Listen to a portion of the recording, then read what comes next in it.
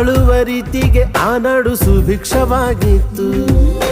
ಕಾಲಾನುಕಾಲಕ್ಕೆ ಊರೆಲ್ಲ ಮಳೆಯಾಗಿ ಸಮೃದ್ಧಿ ತುಂಬಿತ್ತು. ನಿಜ ನೀತಿನೇ ಊರಲ್ಲಿ ಕಂದಾಯ, ಬರೀ ಪ್ರೀತಿನೇ ಆ ಊರ ಆದಾಯ. ಭಯ ಭೀತಿಗೆ ಊರಲ್ಲಿ ಎಡೆಯಿಲ್ಲ, ಮಹಾರಾಯ ಮಹನೀಯ ಅವನಿದ್ದಲ್ಲಿ ಊರ